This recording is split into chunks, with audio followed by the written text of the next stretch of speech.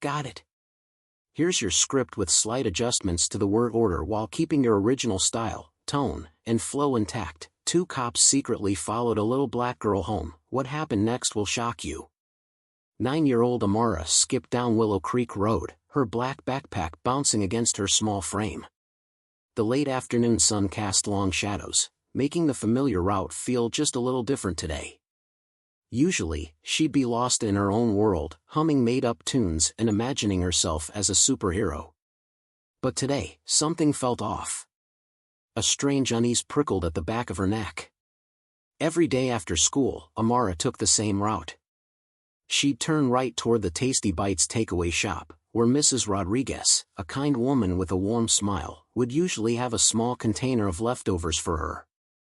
It wasn't much, maybe some day-old rice and beans or a few pieces of chicken, but it was enough to ease the gnawing emptiness in her stomach and bring a sliver of hope to her mother's weary eyes. Her mama always waited for her, watching from the window. As soon as she spotted Amara, she'd grab her wheelchair and push herself to open the door. "Mama, I'm home," Amara would shout before handing over the food she'd brought. Amara and her mama had been through hell. Her dad walked out on them 5 years ago, and life had been tough ever since. They depended on the kindness of others just to eat. But today, 2 figures lingered in the background, their presence heavy and unsettling. Officers Kenter and Davis sat in their patrol car.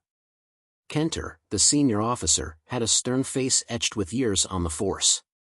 Davis, younger and still trying to find his footing, often found his idealism clashing with the harsh realities he encountered. "See that girl?" Kenter grunted, his eyes locked on Amara.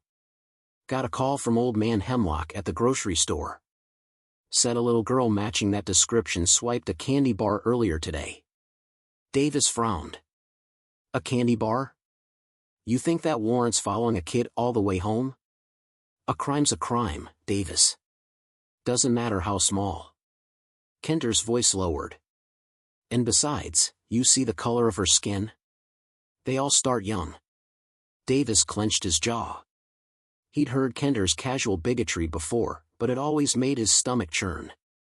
"Let's just talk to her, Kenter. No need to jump to conclusions." As Amara turned onto Maple Street, heading for Tasty Bites, the patrol car followed. It loomed behind her like a dark cloud. The moment she sensed she was being followed, her heart pounded in her chest. She didn't understand why the police were after her, but fear gripped her, cold and tight in her stomach. Finally, she reached the takeaway shop and rushed inside.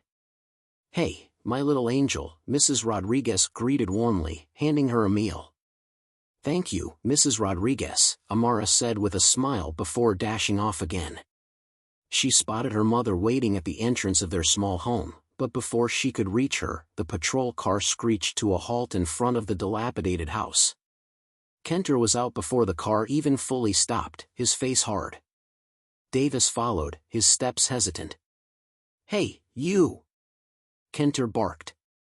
"Stop right there." Amara froze, eyes wide with terror. Hearing the commotion, her mother wheeled herself onto the porch, her face etched with worry. "What's going on?" she called out, her voice trembling. Kenter ignored her, eyes locked on Amara. "You were at Hemlock's grocery store earlier, weren't you? Did you pay for that candy bar?" Tears welled up in Amara's eyes. I didn't take anything." "Don't lie to me, girl," Kenter snarled, his voice rising. "Old Man Hemlock saw you. He knows what you did." Davis stepped forward, placing a hand on Kenter's arm. "Take it easy, Kenter. She's just a kid." He knelt down, speaking gently. "Amara, is that your name? Did you go to the store today?" Amara nodded, her lower lip trembling. "Mama sent me to buy bread, but I didn't take anything else." "And you're sure? You didn't take a candy bar?" Davis asked softly. Amara shook her head vehemently, tears streaming down her cheeks. "No, sir." Kenter scoffed. "See? Liar. I knew it." He turned to Amara's mother, his voice dripping with disdain. "Maybe you should teach your daughter some morals." Her mama was stunned. "Officer, my daughter is innocent. She wouldn't even hurt a fly. Why would you accuse her of this?" Davis stared at Kenter, his face unreadable. Then he turned back to Amara and her mother, seeing the exhaustion, the worn clothes, the crumbling porch. He saw no malice. No deceit. Only fear. "Kenter, come on," Davis said firmly. "We're done here." "We're not done here," Kenter shot back, eyes blazing. "This little thief needs to learn a lesson." "There is no thief here, Kenter," Davis said, standing his ground.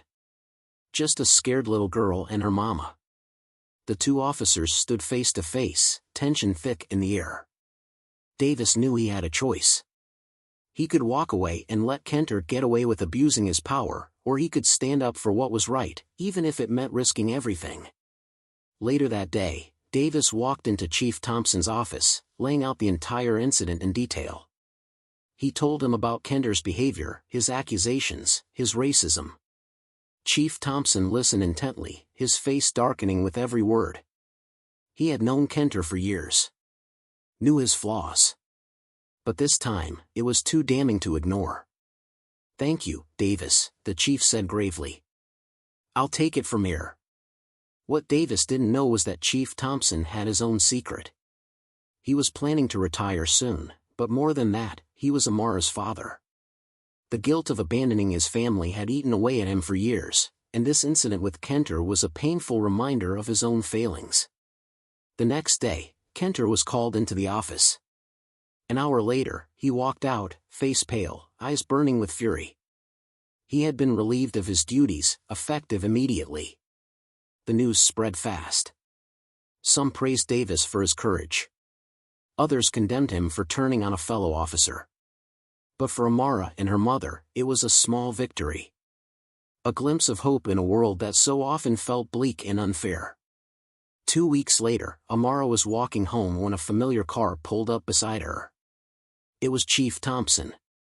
He stepped out, his face filled with sadness and determination. "Amara," he said softly. "Can I give you a ride home?" She hesitated, recognizing him as the chief of police, but sensing something more. A deep sadness in his eyes. Slowly, she nodded. The ride was silent, thick with unspoken emotions. When they reached her house, she started to get out, but before she could, Chief Thompson reached into the back seat and pulled out a small bag. "I wanted to give you this," he said, handing it to her.